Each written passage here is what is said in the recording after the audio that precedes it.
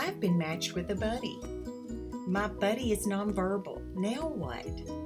How do we talk with each other? By the end of this TED Talk, you will have learned some tips to help you communicate better with your new buddy and hopefully develop a lasting friendship. Let's get started.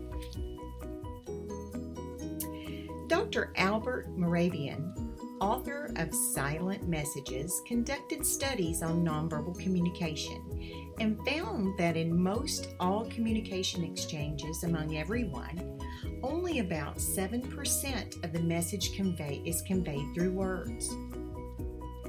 38% is through vocal elements such as volume and intonation. 55% is through nonverbal elements such as facial expressions, gestures, and posture. So 93% of all daily communication is nonverbal. Think about it.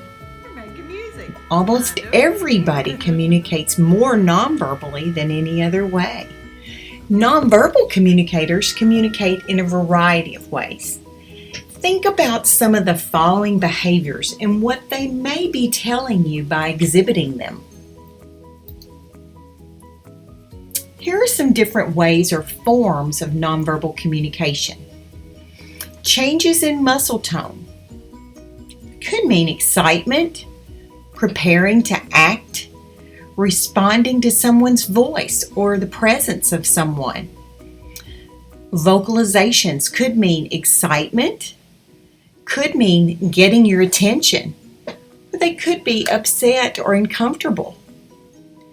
Facial expressions, smiles in response to someone or something said, grimaces to something unpleasant or pain or discomfort.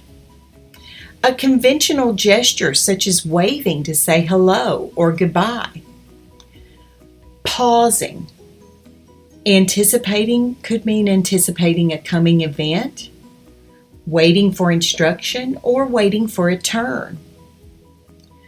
Touching or moving another person, to get help, to play a game, maybe to get you to do something, or maybe to push away to end an interaction. Sometimes we might see aggressive or self-injurious behavior, to protest an action or to respond to frustration, or to indicate some type of pain or discomfort. So we may see a variety of nonverbal ways of communicating. What do you think these folks are communicating nonverbally?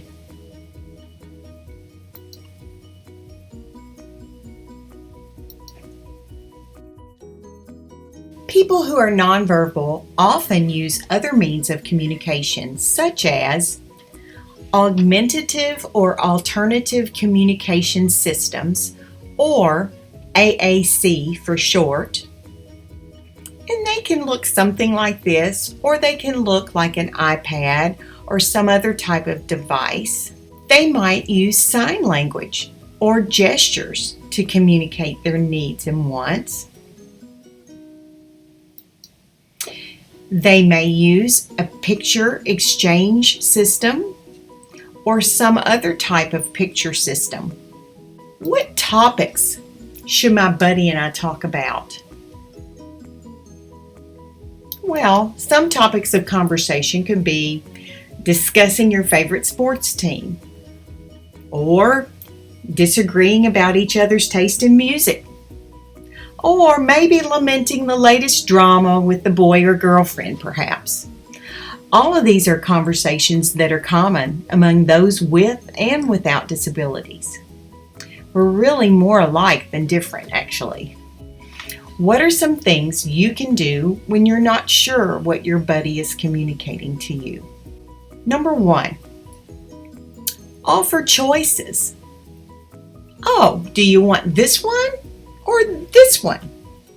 Wait and watch for a response. Number 2, give them a chance to indicate no, that's not it.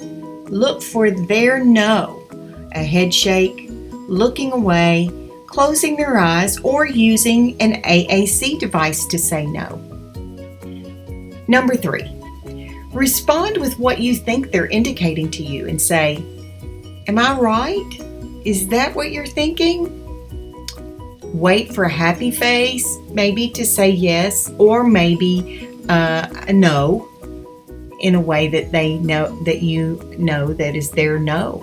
Number 4, don't forget to include them in the conversation. "Joe, do you think the Tops will win this game?" Wait for the response. "Me too. Yep." Number 5, ask restaurants if they have a picture menu to order from so that your buddy can point to or look at their choice on the picture menu. They may also have a foods page on their AAC device. Number 6, don't be afraid to ask your buddy or his or her family to show you some basics about how their AAC device works. It is basically a computer used for communication purposes. It usually contains many pictures of people, places, items to request, emergency information, etc., depending on how sophisticated the system. Remember, though, it's their voice, so do ask permission as a common courtesy. Number 7, do communicate in simple sentences, but not baby talk. After all, they may be older than you. Number 8, use photos of activities, places you're going, people you're going to see during your buddy date as a type of agenda so that your buddy has a visual to show them what you're going to be doing together in addition to verbally telling them about hangout time. Number 9, watch the nonverbal signals that your buddy gives you and try to figure out what he or she is trying to tell you. For example, taking your hand and pushing it toward the cup of water probably means, "Hey, could you help a fellow out, please? I need a drink."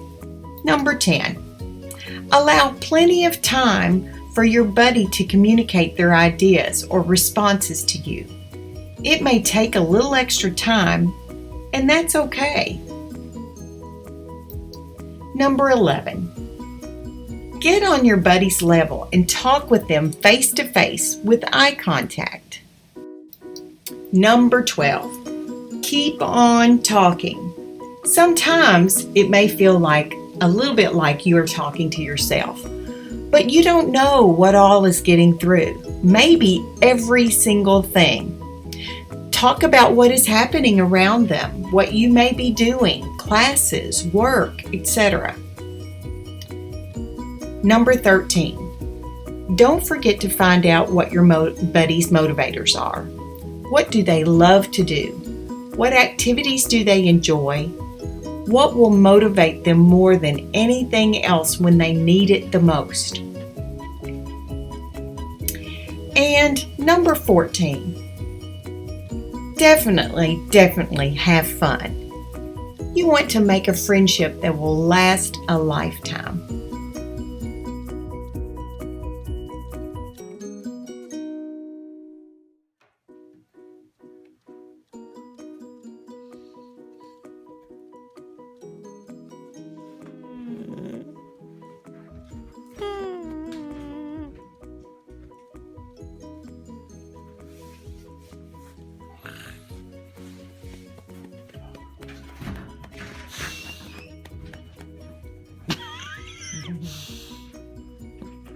Are you humming for Catherine?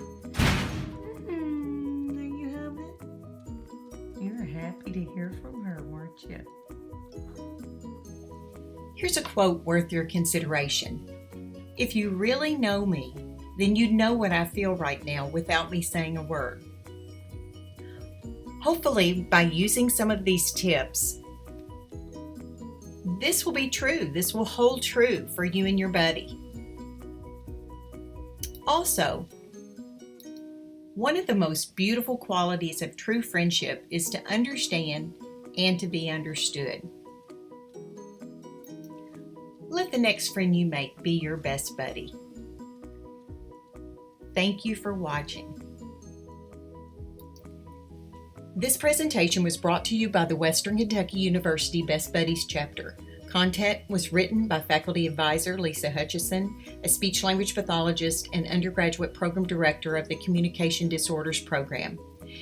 TED Talk editing and development was completed by Shelby Jo Cecil, chapter vice president and communication disorders major.